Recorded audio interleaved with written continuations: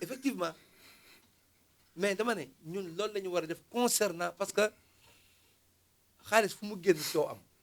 mais man con foofu damay delloo bal bi état ministère de la culture man dama bokkoon naa ci comité bi ñu waxoon dama doon réunir en permanence ak ñoom ay association yoo xam ne barki dama lañ leen créé xam nga kooku association boobu jotul am activité chevauché bokkul ak ñoo xam ne créé seen activité seen association 3 ans 4 ans nga logé à la même enseigne am na ñoo xam ne sax amuñu sax bureau bu taxaw bon loolu du yoon ministère de la culture man bu ñun bi ñu créé manager dañuy def lettre on fait part de la création d'une association de tel jour sangam ci benn structure bu ministère mooy place du souvenir foofu la ñu defee suñu assemblée générale donc am na trace am na lépp dem déposer suñu récépissé donc normalement pour sa fonctionnement da nga war a def sa durée légale mandat su jeexee nga benn ministère nga dañuy renouveler ministère ñëw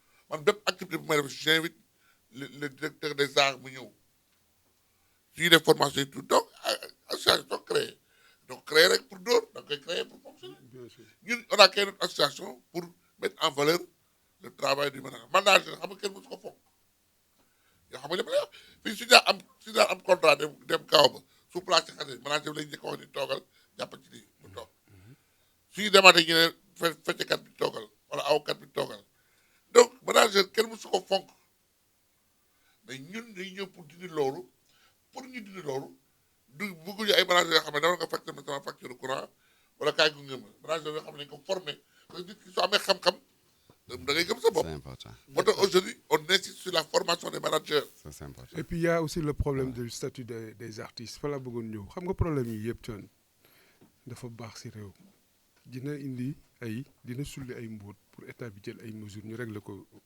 une bonne fois pour toutes. Pourquoi j'ai donc saisi le problème du statut des artistes xam nga fekkoon ne depuis qu'on en parle réglé nañ problème mu statut des artistes ñu ne bon Kalidou Sy c'est un écrivain il est répertorié comme écrivain ani œuvre ñu ngi nii Thione Seck c'est un entrepreneur culturel du ma ne rek woykat la parce que Thione c'est un entrepreneur culturel à côté de ses activités de musicien hein, et puis de chef d'orchestre mais c'est un entrepreneur culturel il embauche des gens il paye des taxes mais loolu bon may na ko quand même nañu waxante dëgg nous sommes dans une démocratie am na légitimité bu quand il y a un problème mu taxaw temm daal di wax ko alors buñ ko waxee ñu koy sànni xeer dina woy dafa ñaan dafa lii dafa laa donc problème bon léegi ma ñëwaat si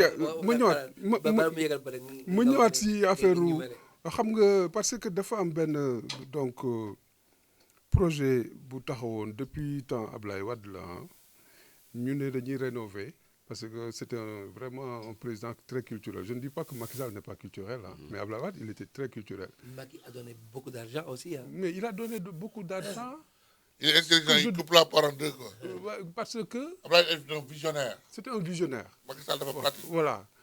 Et tout le monde sait que bon tous les projets d'Ablaye Wade c'est Macky qui les a pilotés ah nañu waxante dëgg bon bu dul woon Macky du dem parce que il a vraiment géré les grands projets avec vraiment une main de fer mais dama ne Kalidou il faut que ñu xoolante si bët wax ne dafa doy quand j'ai lu il faut aller dans le site de l'UNESCO pour voir ce qu'on a débloqué comme argent pour financer l'initiative culturelle dans ce pays nee naa la ji nga su yëpp jaaroon yoon duñ fi nekk di xaar Macky Sall joxe ay subventions wala joxe artistes yi BSDA pardon SODAV li muy récolter comme xaalis mais su ko répartiroon normalement mais l'artiste n'en a même pas besoin de ces pactoles-là dinañ mën a fay nit ñi correctement ñaata musicien tête d'affiche wala leader ñoo fi nekk di def animation ñaata orchestre ñoo fi nekk concernant la musique rek la wax ñaata est-ce que SODAV mën nañu wax ñaata orchestre wala ñaata tête d'affiche ñoo fi nekk fii yoo xam ne xam nañ ne ils sont très potentiels dañuy liggéey chaque week-end ñu ngi tëgg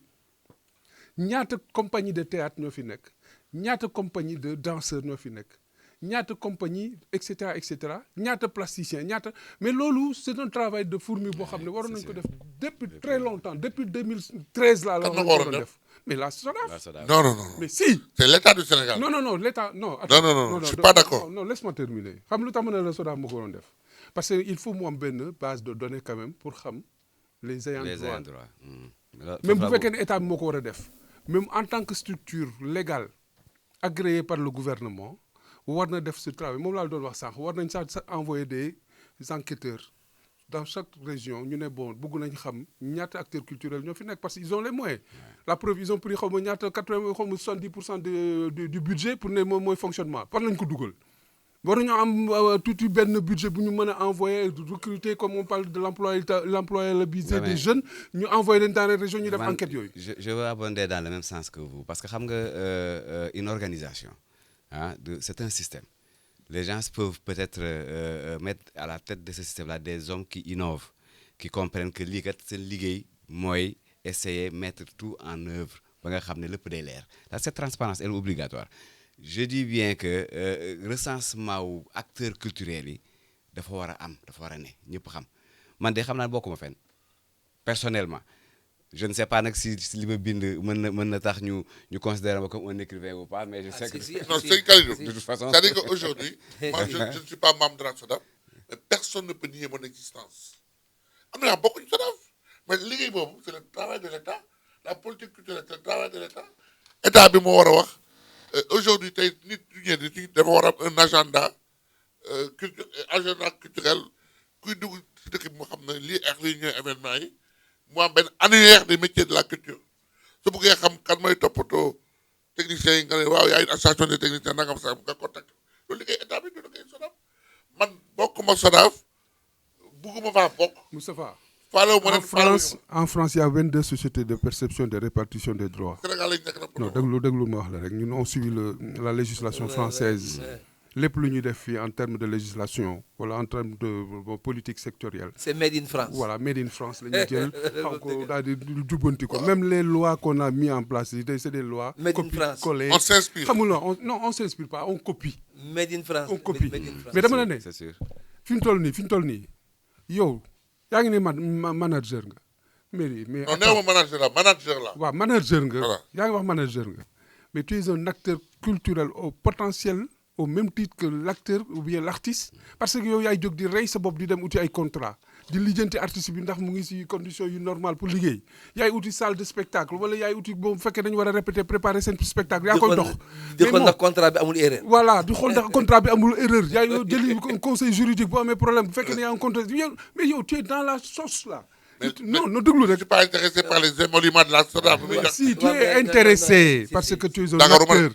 D'accord. Non, mais écoute, d'accord. Mais bon, il y a quand même entre nous, bon, benn disposition boo xam ne fi mu nekk nii par exemple en termes de rémunération de la copie privée.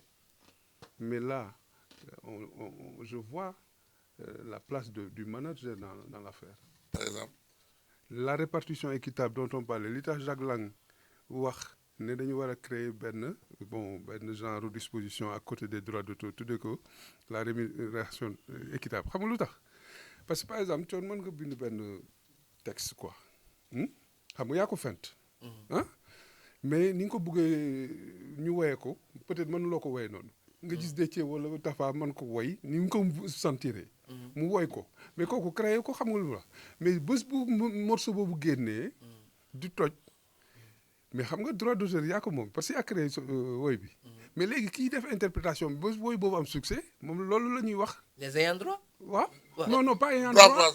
droit voisin. droit voisin aussi c'est mooy li Jacques Lang waxoon en 85. la répartition équitable. boo duggee ci le projet de la CEDEAO en cœur. Oui. Actuellement nii. oui. boo duggee ci Balago TV da ngay dégg même benn woy bi. waaw. lu mat 100 et quelques chanteurs woy nañ ko mais ku nekk ak ni nga ko woyee. exactement ak ni nga ko sentiree. oui. ñii dañ koy woy sax en contretemps ñëwaat ci temps bi. Mais ce n'est pas des auteurs, c'est des tu interprètes. comprends c'est des mais interprètes. d'accord mais man maa bind waaw. paroles yi maa defar musique bi. maa ok maak. droit d'auteur yow la yem. waaw d'accord mais. ñoom droit voisin lañ ci am. mais ñoom mais dañu am droit voisin ñoom moom lay wax. foog ñu am ci nag droit voisin ça je comprends. waaw. mais xam nga loolu amuloon bu njëkk. amuloo. léegi ba SODAV dafa tombé ak loolu. mu nekk benn bonus aussi boo xam ne même le technicien ba def ci bénéficier. bien sûr. loolu c'est bien non technicien bi du ñu am dara pourquoi dafa war a am dara. mu nekk ci de kon ñu am dara ñu amuñu ci dara xam nga producteur bi mooy am producteur bi technicien bi du am dara man du ma am dara man miy dox ba sonn dox ba sama daal lay bët waaw aw ma ci dërëm mais loolu ça peut être xanaa yow nga ma ñëw nga leen am mais ça peut être modifié non. ça peut être parce que man nee naa leen nee naa keroog bàcc bi permettre leen ñu bokk seen conseil d'administration même suñu amul voix délibérative donc parce que y a beaucoup de conflits yu SODAV di am ak artistes yi c'est parce que manque de communication. manque de communication waaw mais soo leen dugalee manager yi même sans voix délibérative nga xam du ñu mën a délibéré waaw délibéré mais ñun mën nañu wax mooy mais di xam nga de fan laa leen di dugal ba Moustapha si catégorie producteur de spectacle xam nga yow tey boo mënoon am tuuti budget mën nga sañ nga xool sa artistes yi liggéeyuñ mais nga dem créer sa spectacle ñu jouer yàgg naa ko defaat coon waaw mu ngoog mais loolu yow du war la bokk sa SODAV kon à ce moment là mais dafa war a bokk waaw mu ngoog moom laa lay wax mais ni mu léegi ni mën tëddee nii bokk ma ci mais non dina loolu moo tax ma ne li nga la wax léegi am na importance da nga ne coow lii baax na. parce que dina tax. waaw ñu xoolaat affaire yi. vraiment jubbanti. yi nga xam ne moo dëng. for yi nga xam ne dañ ko bàyyi woon ci tali bi noonu. ñu yóbbaale ko. donc man je te rejoins. mais buñ ne règlement bi dañ ne SODAV bu récolté 100%. 35% yi la war a moom jël. fay ci ñi muy.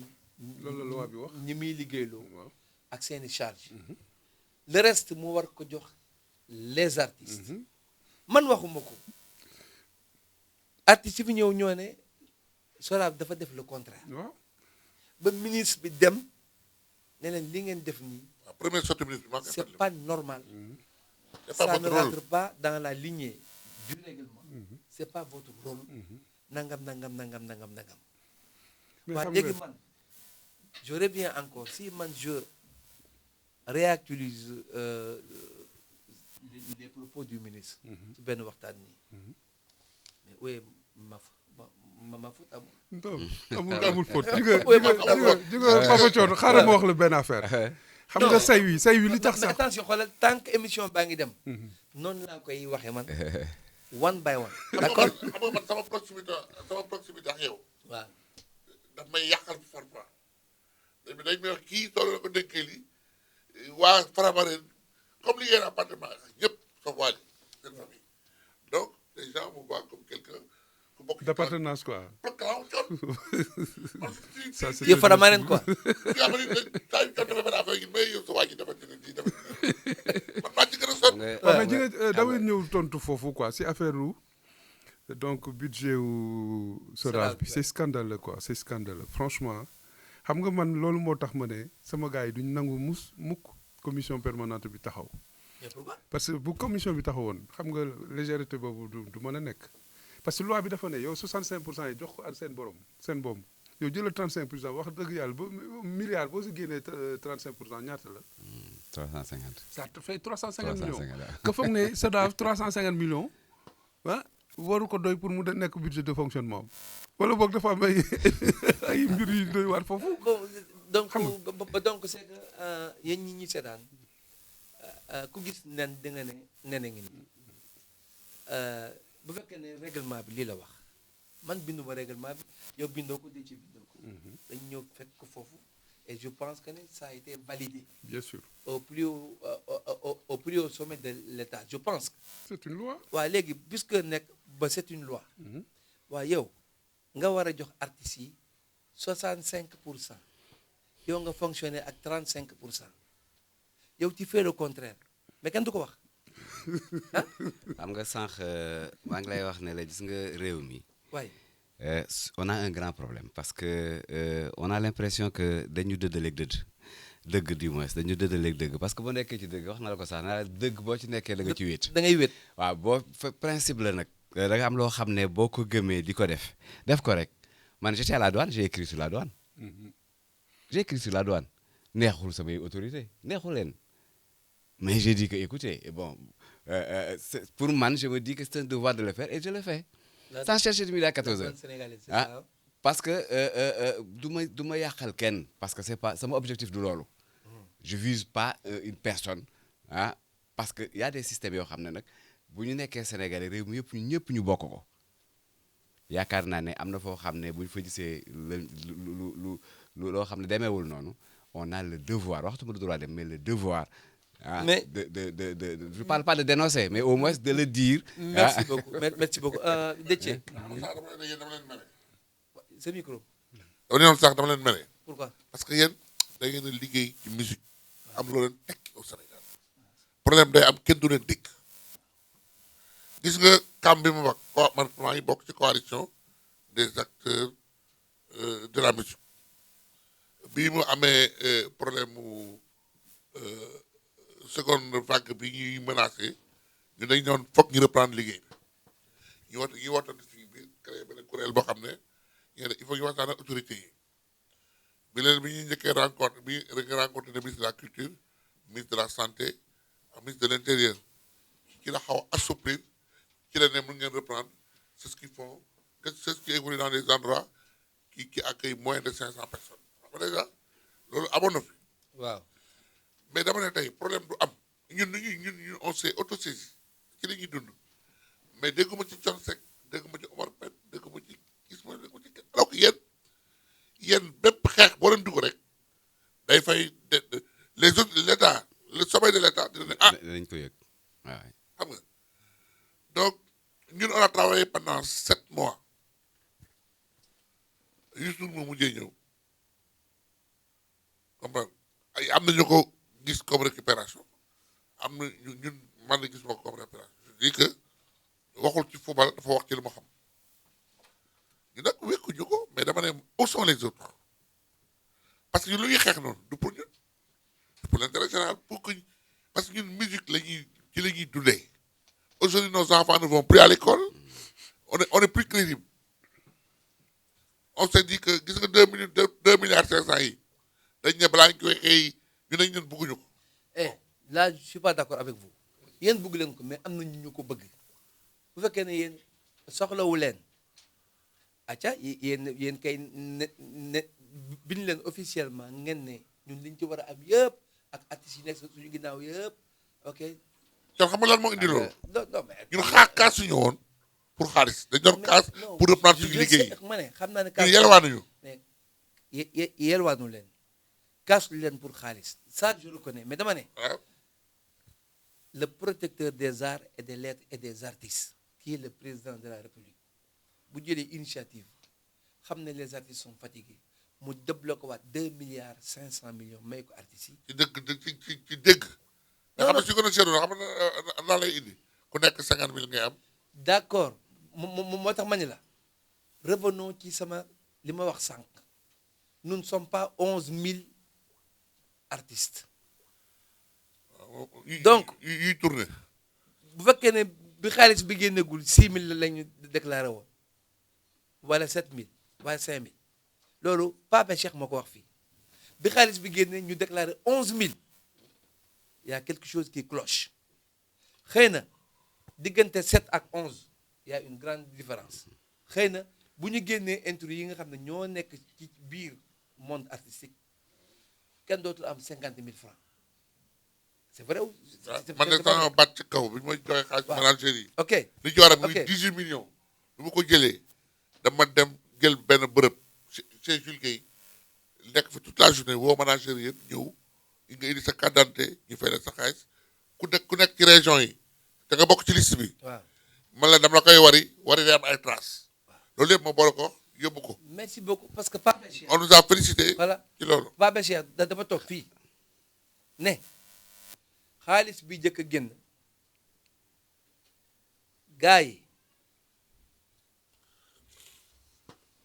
kaar ak xaw ma Njaga Njaay ak yi nga xam ne ñoo daan jógee ci région yi ñi nga xam ne ñoo ñëw pour la première fois pour fal le bureau fa la ñu jógee ñii xamuñu sax luy BSDA ñii xamuñu sax luy nangam dañ leen a yëpp ci ay kaar rek ñëw ne leen voté leen man fekkee ma loolu waaw je ne l'ai pas dit. mais xam nga Pape Thione, moo ko wax. tu comprends ñoom ñi nga xam ne ñoo jëkk a yëngal coow li.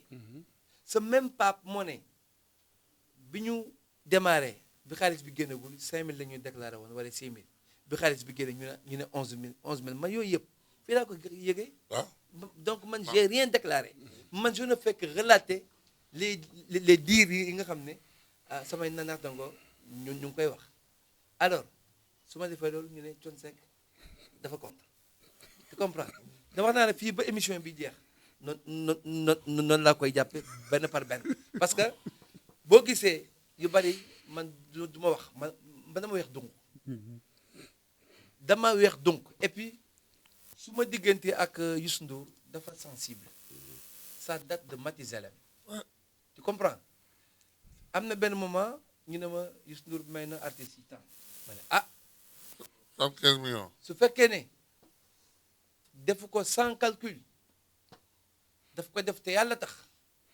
yàlla dina ko fay mais li ma wax nii mais où est le mal où est le mal. jàppal ni rek yorante bi. non non non il n'a pas l'unanimité. waaw non waaw d'accord xam naa ne que nul n'a le monopole de l'unanimité mais dama ne. donc su ma basé wu ci li journal L'As ak les réseaux sociaux xëyee tey Thione Seck déclare la guerre à Youssou Ndour mais pourquoi may déclarer la guerre à Youssou Ndour affaire Sodav bi ñuy wax nii artistes yi di wax qu'est-ce que ça a à voir avec Thione Seck et Youssou Ndour diggante Thione Seck ak Youssou Ndour sa sensibilité boo xam ne sax jéggi na dayoo je me rappelle am na benn yoon ñu ne ma Youssou Ndour may na le monde artistique du Sénégal 75 millions mais j'ai applaudi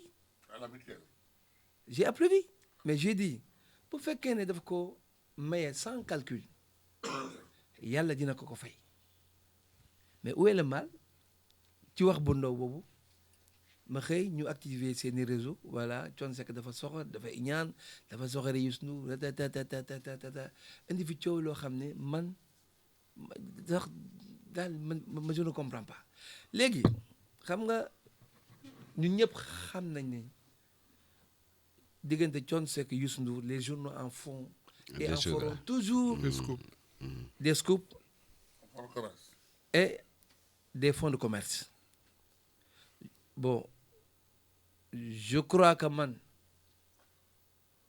dootuma tombé ci boobu piège te yaakaar naa ne tam foog naa ne Youssou Ndour aussi dootul tombé ci boobu piège man du ma déclarer guerre boo xam ne wóoru ma ne man maa koy gagné man je suis pas comme ça man guerre bu ma déclaré daf may wóor de man maa ko gagné man mii maa koy gagné te aw ma intérêt di déclarer sax guerre yoo xam ne amul issue amul rendement tu comprends ça ne fait que xoolal di sax di xam nan laa ko mën a expliquer sax. non en tant que communicant. quand même. soo xamee journaux yi nu ñuy fonctionner parce que ñoom suñu def réunion de rédaction dañuy xool ban titre mooy jaay wala mooy capter l'attention. waaw donc si tombe sur un titre comme ça. xam nga dañ koy defee loo xam ne du noonu. xam nga c'est pour mieux vendre. xam nga da ngay wax ci rédaction yi sax mais même ñun ñi bind livre da ngay ñu indi sa titre ñu xool ko ne la titre bi ça ne fera pas. non non non non ça ne se vend pas. mais d'accord mais livre la mais bokkul kii nit ak nit la ñuy boole pour ñu mbëkkante. c'est dans le même but. waaw d'accord mais xoolal man objectif bi benn la rek. man je trouve ça indigne Youssou Ndour ne m'a rien fait defuma dara Youssou Ndour on parle de la Sodav il est normal que tur Youssou Ndour di ci jib c'est normal parce que sërëm moo fa nekk te bu fa sërëm nekkee ci barke moom lañ ko fa tegee point barre il faut appeler les choses telles qu'elles sont je peux comprendre que ça puisse être un poste politique man je ne suis pas politicien tu comprends quand les gens disent que fekkee ma ci boole a eu sa part du gâteau comme disait le feu Sidy Lamine Niass bi ñu nommé Youssou Ndour ministre de la culture moom dafa titré ci journalam ne nommé pour se servir n'est-ce pas mais personne ne l'a attaqué mais loolu mu waxoon noonu mais nekk na et loo xam ne lii nan la da nga naan lii nan la. waaw appeler le chat le chat. ok Adja Sy moo nekk grand théâtre fekkee ma ci boole. Mounirou Sy moo nekkoon BSDA fekkee ma ci boole. Racine Senghor moo nekkoon xaw ma moom moo nekk ba léegi monument de la Renaissance wala xaw ma fan. fekkee ma ci boole n'est-ce pas. mais ainsi de mais ñoom ñëpp après. n'a pas eu de remplaçant. mais ñoom ñëpp mais waa fekkee ma ci boole lañu. mais donc je puisse comprendre que yooyu nekk ay postes politiques mais ñooñu ñoo ŋànk la culture donc toute la culture du Sénégal est entre les mains du clan de Youssou Ndour mais loolu c'est indéniable mais kenn mënu ko dindi mais soo waxee dëgg bii ñu ne daf ko bañ daf ko iñaane nangam mais où est-ce qu'on va où est-ce qu'on va si Ngoné Ndour en personne dit dañu may auditer parce que Macky Sall dafa am problème ak Youssou Ndour man waxuma ko journaux yi ñoo ko bind mu daw ci réseaux sociaux yëpp même s'il y a eu un démenti xaw ma ndax li ñuy wax dëgg la ou bien dëgg mais la balle était déjà tirée waaw léegi du même Ngoné Ndour boobu moo ne moom dootul demander pour briguer beneen kii yu PCA parce que moom elle va démissionner mais c'est parce que les faits sont là li ko poussé ba mu ne moom dafay démissionner elle n'en veut plus et elle en a ras-le-bol mais elle a ses raisons mais boo ko faram fàccee nii di ko dang ñu ne tu es contre la famille Ndour n'est-ce pas. waaw mais tu as ta liberté. non de penser. de ko man la ma ne. d'être contre quelqu'un. ma ne oui mais je pense que ça c'est. non xam nga kooku c'est pour man. quand même. c'est du déviationnisme xam nga li may wax déviationnisme mooy mu am un problème qui est là le problème de la SODAV ñëpp xam ni mu demee léegi ñu ne dañ président joxe instruction ne dañ ko war a auditer. Après ñu commencé di ŋaññi fii di wax ne wooy ak yooyu pour un peu désorienter l'opinion mais li am ba am mooy ne le président de la République xam na fekkoon ne soxlawul moom si boppam personnellement que mbir yi jaar yoon mu xam ce qui se passe au niveau de cette société là du joxe instruction boobu ñun quand on a commencé à faire n'est-ce pas l'évaluation pour mettre en place la commission d'évaluation avec le secrétaire général du ministère man Ngoné Ndour dafa ñëw fekk ma si salle bi ñu waxee ba pare parce que man maa doon nekk foofu di poser ay questions di wax ne effectivement ñun balaa ñu doon ñëw fii dañu waroon envoyer le document le PowerPoint qu'on a présent xamuñu woon lan la de quoi il s'agissait dañu ne oui chaque corps de métier des arts et de la culture dafa war a am 2 représentants ñu ñëw foofu mais keroog presque la moitié ou sinon plus de l'assistance étaient des membres du CA de la SODAV boo waxee ñu la yuuxoo foofu ay Iba Gueye Massar ay Daniel Gomes fii ñoom ñoo fa nekkoon di intervenir ay Fou Malade wala xaw ma nu mu tuddati Aladji Man di fa défendre lu kenn xamul boo waxee ñu ne doo waruloo wax quoi ñoom ñoo fa nekkoon bi ñu paree tu sais qu'est-ce qu'il a fait Ngoné Ndour ñoo fekk ma taxaw mu ne ma yéen defu leen dara si culture bi ba pare di am loo leen di wax.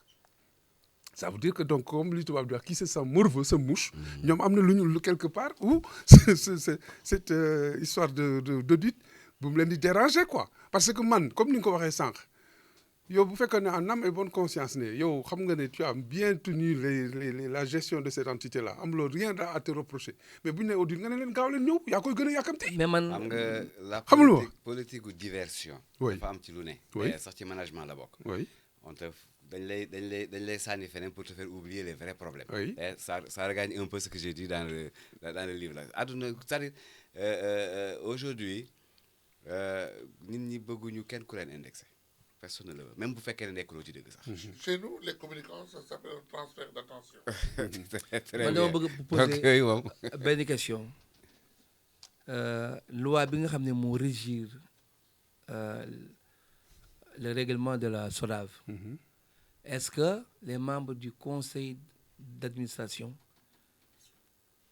peuvent être financés? En fait, comme c'est des acteurs culturels, et il n'y a pas une trace. Man, j'ai fouillé la loi. Hein. Loi bi ça fait presque ay 35 pages. Gisuma fenn fu loi bi ne amuñ droit ñu financer leen. donc kon Mais non. Mais nag, Mais est-ce que c'est il y a un financement là problème de privilège. sur le plan de l'éthique, Voilà, de l'éthique. c'est Non, un conflit d'intérêt. non, conflit de... Mais j'en ai parlé déjà au départ. attends mais- attends mais tëgal ma loolu Sur le plan de l'éthique, waaye c'est un conflit d'intérêt. waaye yow mënoo bokk ci ñuy décider. waaw ni li muy doxee après yow nga ci jëriñu éthique dàq na ko xëy na foofu la loi n'a pas été explicite. Mais lorsque les textes sont mis, on se réfère à l'éthique. Mais tu sais, l'éthique, mon ami au Sénégal, hein. Mais je vais te répondre en te donnant une bonne information. Tu sais, la commission de la copie privée, xam nga mooy lan, n'est-ce pas? bien sûr Kan moo ko naroon bugg gérer? je sais pas Aziz Dieng. ah d'accord Aziz waaw Il est fonctionnaire de l'État. mon n'est-ce ami pas? Aziz Dieng waaw C'était, n'est-ce pas, au ministère de la Culture et de la Communication. Numéro un. Wow. Est-ce que les textes du Code de la fonction publique lui permettent de gérer, hein, de faire double, comment dirais-je, double fonction? benn ngoog. On peut rek pour donc dugg si esprit boobu ngay wax nii ndax war nañ financer les membres de la CA, du CA.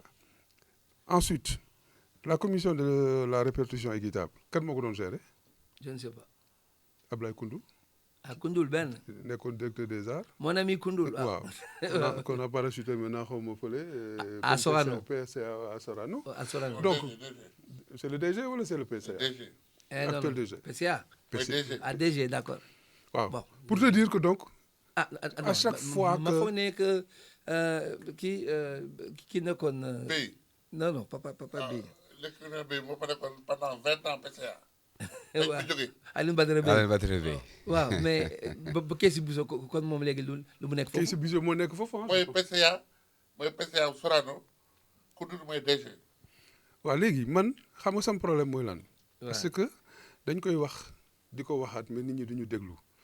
Il y a de l'illégalité dans quelque part dans la chose là mooy li ma wax toujours rek ba ñu commencé di wax affaire SODAV ba léegi ah c'est des micmacs qu'il y a dans cet univers bu yóbboo nag ñu ne ma bon man damay indi fii ay. Da nga coow contre kenn xamul damay contre gi man ba la contre famille kenn Ndour. waaw man damay wax li am waaw ay micmacs la ay privilèges ba ma lay wax fii loolu pourquoi le Beau Marché avait créé la première société des auteurs en France c'est parce qu'il voulait casser les privilèges quoi parce que daf doon am ñoo xam dañ daan profiter ci art bi te defuñ ci tous.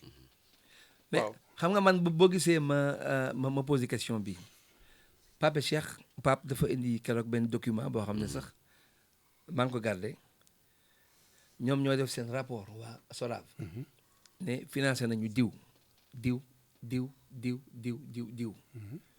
mais waxuñu pourquoi ñu financé ko waxuñu combien Jamais.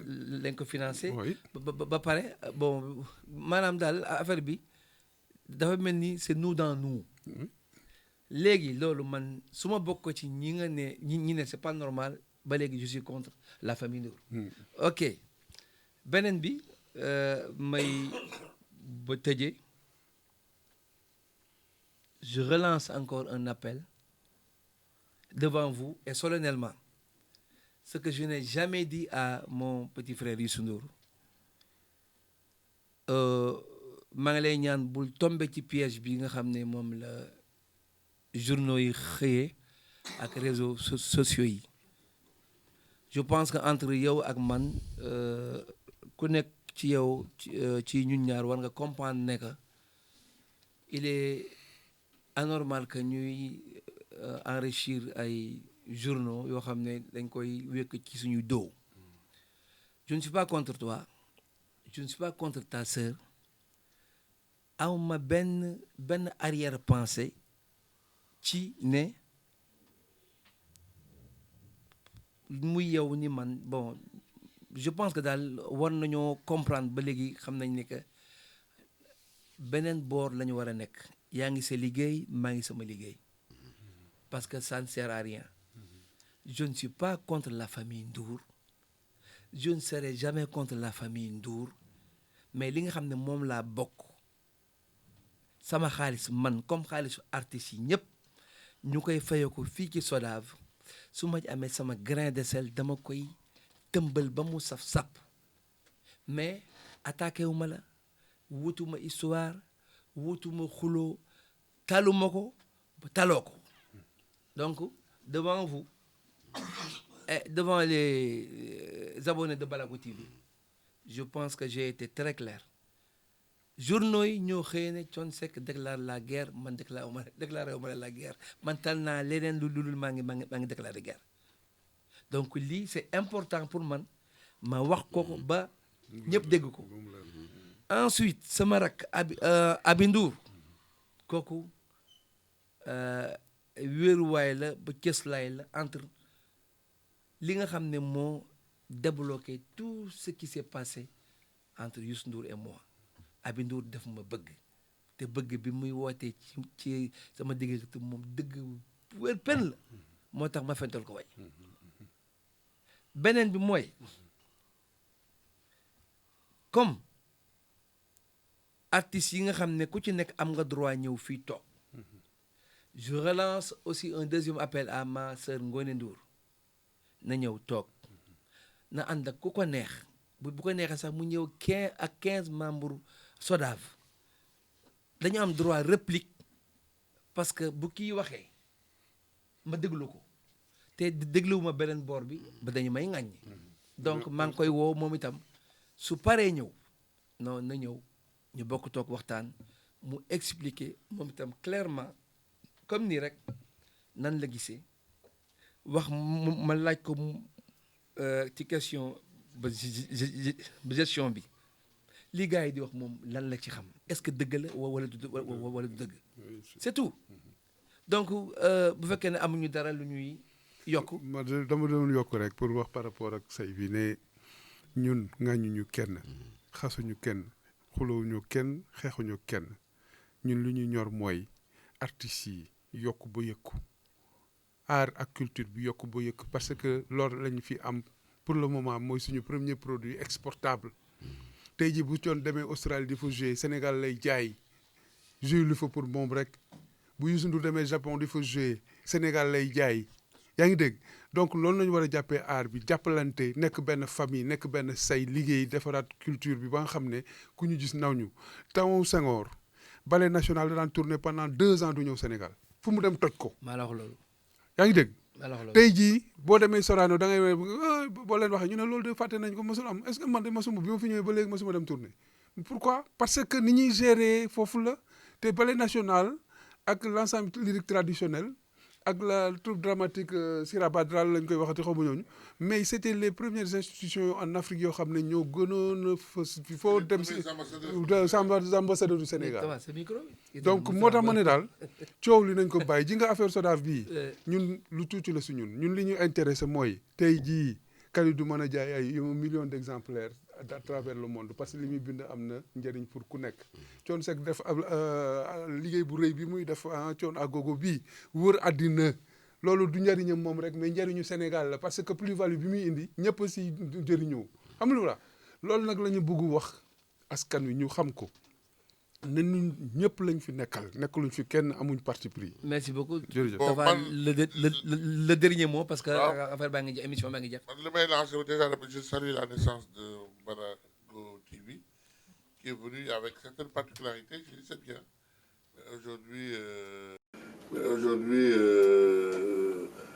c'est un bébé qui vient enrichir les paysages médiatiques et qui traite des sujets yoo xam ne vraiment d'actualité ça il faut l'encourager et vous pousser à la perfection léegi beneen bi mooy les acteurs culturels bu ñu rater le train de l'histoire qu'on ne se trompe pas d'adversaire ça ne sert à rien yi ñuy ñaññante suñu biir le véritable combat xam nañ fi mu nekk mën na am autant d'associations que de machin mais loolu yëpp ñu xam ne ñu ñëpp on tire dans le même sens parce que dafa commencé ay parties yoo xam ne amuloon ci culture bi di waxante ay wax yu ñaaw wala yenn affaires yi traiter les gens je dis non on peut mën nañu gérer suñu ay différences xam ne qu'on a le même combat mais valoriser la culture de ce pays-là donc ça c'était mon appel en direction des acteurs culturels. Merci beaucoup Moustapha mon cher ami. waaw man li may terminer rek mooy comme ñoom faire un appel à tous les acteurs culturels du Sénégal ndax culture li ñuy wax art culture pratiquement mooy soubassement wu développement wu réew comme ni ko waxee sànq parce que connaissance la vraiment culture loo xam ne la lu am solo la ci esprit bu libre esprit bu sain parce que moom moo koy créer donc il faudrait que vraiment que les gens comprennent que boo bëggee suuxal ab réew ah montre à ces gens-là à ce pays-là aux habitants aux populations de ce pays-là que amuñu culture ça c'est d'un boo ko mënul montrer que ñoom moo leen mënul vraiment imposer loolu nga naxasal culture bi ndax culture mooy suñu identité. merci beaucoup. Merci beaucoup mon cher ami alors man li may tëjee mooy j'avais dit et je redirai toujours que ne il est temps que ñu jox SODAV ay artistes seen bopp ñu la koy jiite. On a essayé ak ñii maintenant qu'on donne la chance aux artistes ñu la koy jiiteel seen bopp nag mais ñu encadrer leen par loi bi nga fi jëkk a wax nga xam ne nii lay demee kenn du ko wàcc balaa lii de am il faut que ñii ak ñii nekk fa point barre merci beaucoup